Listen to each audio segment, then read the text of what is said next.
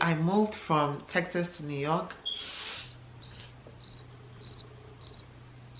So basically I moved from Texas to New York. So basically I moved from New York to Texas.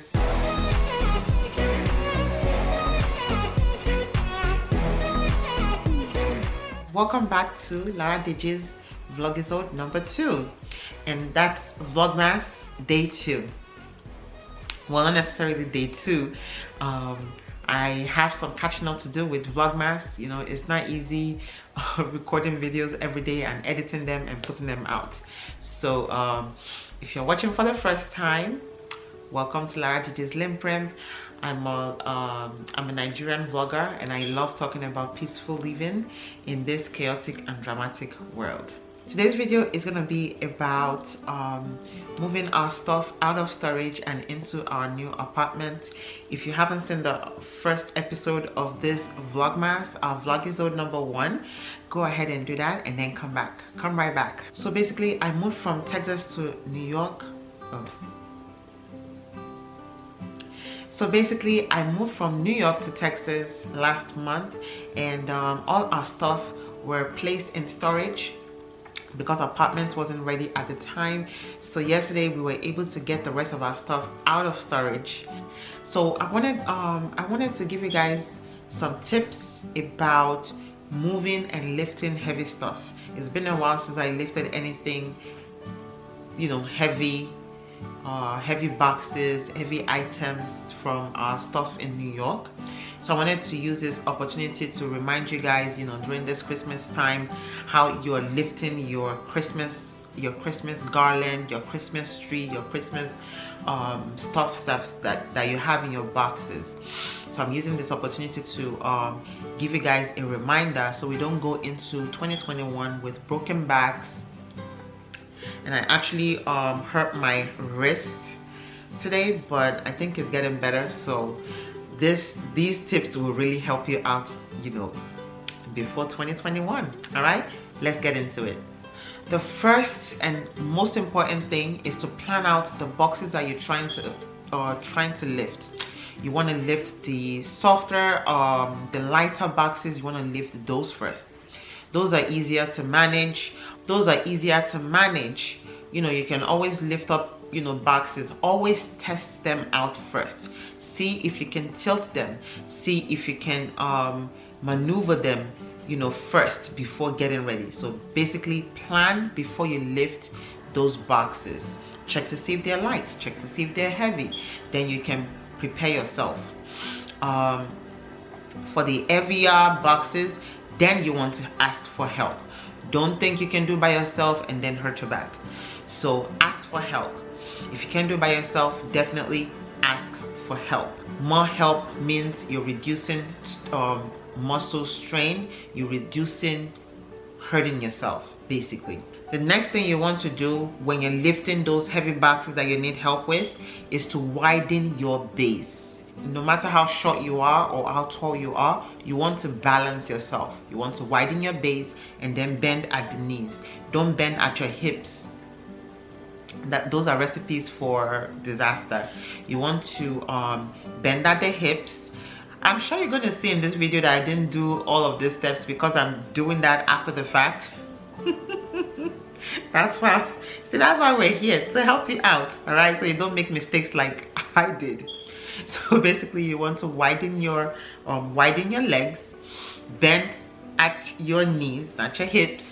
Bend down and lift those boxes. I want you guys to watch this video to the end because you're going to learn a lot from this video.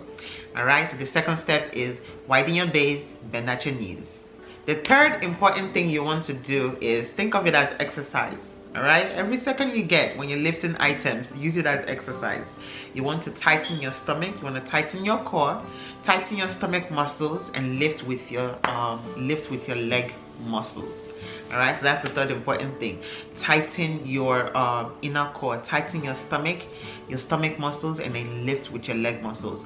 These are important tips because I work in the healthcare field, and sometimes you're required to lift heavy patients. So I always tell new nurses that are just getting into the game, when you want to lift patients, I always say get close to the patient. scrunch up the sheets, scrunch up the sheets, scrunch up the sheets on either side, get close to the patient, widen your base, and then lift up. Those are the things that have helped me in my experience. So definitely you want to do that when you're lifting those boxes up off shelves, on the bottom, you know, from the floor, when you're lifting up when you're getting your Christmas setup ready. All right, don't forget, tighten your stomach muscles, lift with your leg. So just like I said, the fourth thing that I have here is to keep your load close. You want to keep it as close to your to the center of your gravity. You want to keep it close to you. You don't want to keep it far away. The farther away, the more likely you're going to hurt yourself. All right, I'm sure physical therapy, if you guys are doing physical therapy, they'll teach you all these things, how to proper body mechanics so you don't get hurt.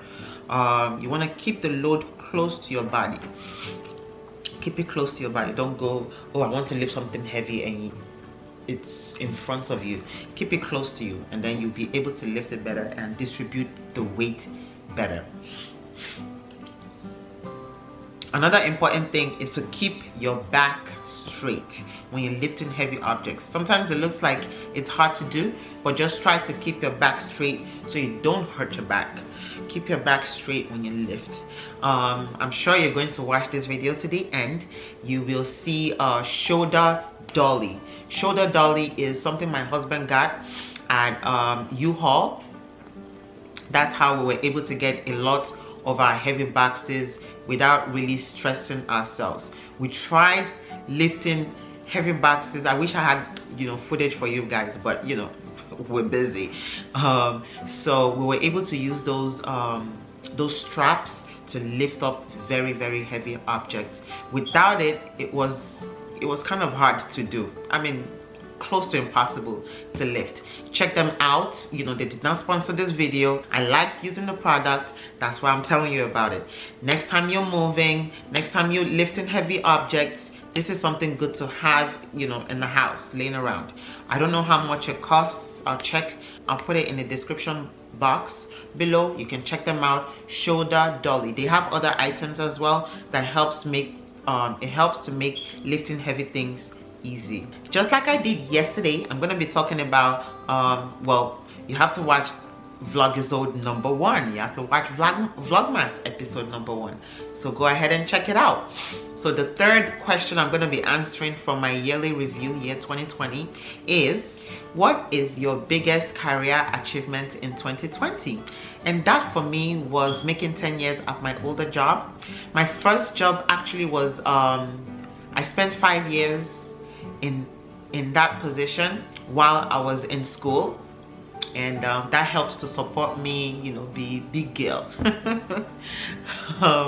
when I was younger. So I spent 5 years, you know, growing up Nigerian, we are taught to value we are taught, I want to say, loyalty. We are taught a lot of things, a lot of positive aspects, positive, I can't find the word right now, but a lot of traits you want to have when you're working. And for me, that meant job stability. I'm not the type of person that goes, you know, from one job to another. I like to kind of put down roots, kind of. So my first job, I spent 5 years there, and then my second job, which was my old job that I just left in New York, I spent 10 years. Oh my goodness, like, it went by so fast. I had plans of staying there 5 years, and then another 5 years just came rolling around. So I was there from 2010 to 2020. I mean, this is good. I didn't plan it. I wanted to leave New York since 7 years ago, and I ended up staying 10 years. So 10 years was my biggest achievement in my job. So that was a big thing for me. That was a big deal for me, and that's what happened in 2020. Yeah. The second question, so if you're following along from the first video, The fourth question would be, because I'm answering 2 questions per video, so the fourth question would be, what's your relationship achievement in 2020, this year? So for me, actually, our wedding anniversary, it was our 7th year wedding anniversary. And this is funny, us ladies, we always remember wedding anniversaries, right? Good. I try to remember birthdays and anniversaries but for this year, I don't know what happened. All right, I don't know what happened. I forgot our wedding anniversary, and then to make matters worse, my husband forgot too. But men usually forget anyway. They don't keep dates in their heads. This year I forgot our wedding anniversary, and on that day I remember specifically saying, there's something special about this day. There's something special about this day. Something's supposed to happen on this day. What is it? I couldn't put my finger on it. And I'm like, what's going on? Something feels weird. There's something special about this day, June 1st. And I couldn't put my finger on it. And then June 2nd rolled around, and I'm like, oh snap, we forgot our wedding anniversary. It's not funny, right? This is 7th year.